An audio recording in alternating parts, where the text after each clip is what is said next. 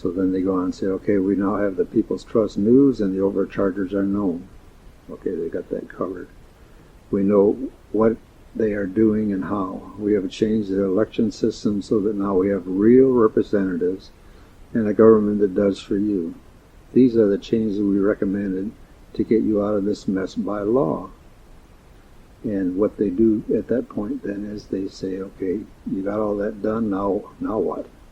Okay, first thing they say is, let's get advertising out of the way. Understand that is only our suggestion, and that the new government might want to make this suggestion into a law. You will have to do nothing here, but your government will. Let's start with the correction of advertising.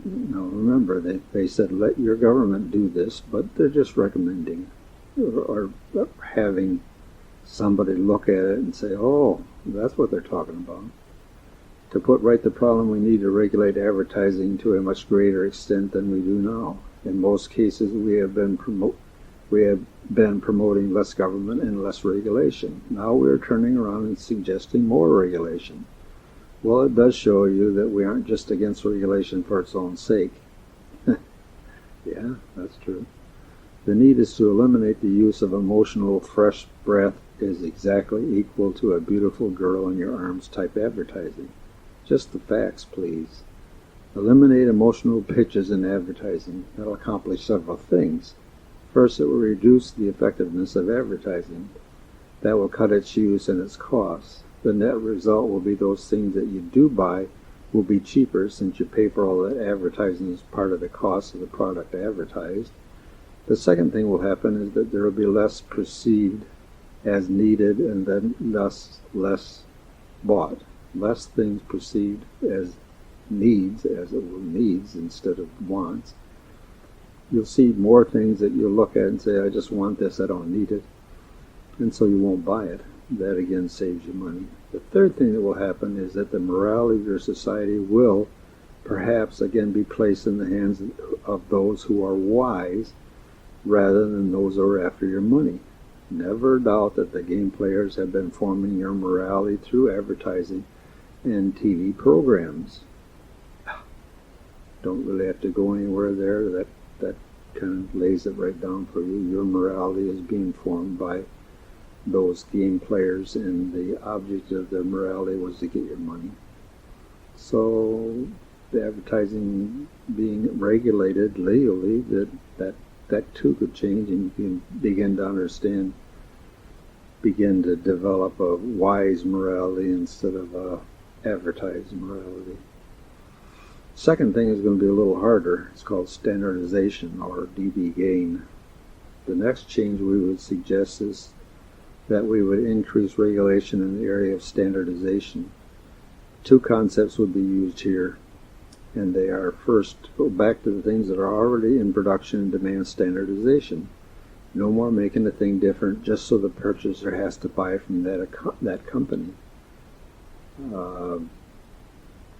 If you get involved with computers or phones or this or that, all these things that you have to buy for a phone or a computer, they all end up to be standardized for just that computer or that phone. And if you had a power cable for this company and you bought another phone, then that power no longer works for that phone. That's ridiculous.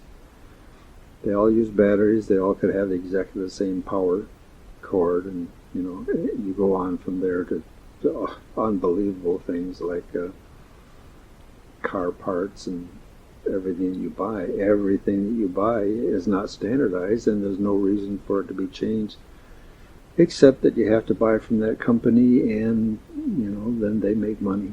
And so basically the cost constantly is you have to buy that costs you a lot more for no reason whatsoever. So we have these make-work programs that are just set up to get your money, and that's got to come to an end. So standardization. One oil filler, one air filler, maybe two oil fillers, one for trucks and one for cars, and two air fillers, one for truck and one for cars. You can understand in all of the things that we buy. We have so many different things, and they're not beneficial. They're not a change. They're just there, so you have to buy this thing instead of that thing that you already have because they want to make more money. The second concept then is this idea of dB gain. And in antennas for ham radios, there's a method or a concept used to measure the increase in output or reception for any antenna.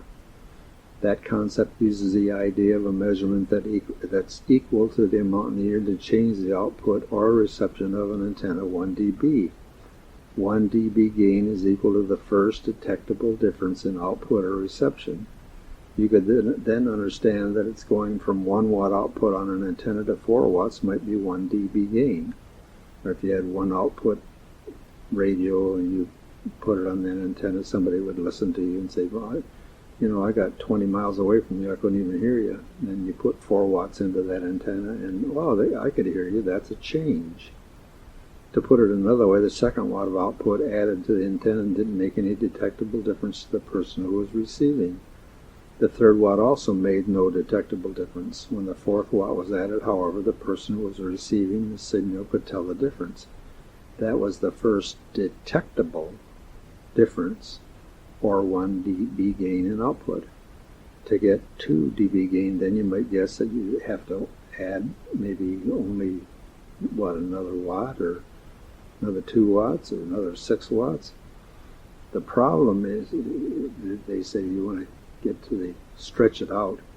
If you had a 100-watt transmitter and asked how many watts it would take to increase it to 1 dB gain, you'd ask, could you detect 100 watts, 120 watts, could you 150, 200? In truth, it takes 300 watts and maybe even more to detect any difference. So, when you understand what they're trying to get at here? First thing they say is you have to understand that the detection is done by the person using nothing other than their ears. And it can be seen that better in this case of dB gain is a true measurement of value of the increase. The value is, there's no value in increasing a transmitter to 2 watts. There's no value in increasing a transmitter to 3 watts. The only value came where it was increased to 4 watts. So if you see this thing on the shelf to buy and it says this is a new and better thing, is it a perceivable difference? Is it a perceivable value? And that's what they're trying to get across to you. We end up with people advertising things and telling you that they're much better and they're greater, but they're not perceivable any difference. Is there a perceivable difference in each product on the shelf at your supermarket? If not, why is it there? Is there a perceivable difference in your next year's automobile? Why are they changed then? What are we trying to say?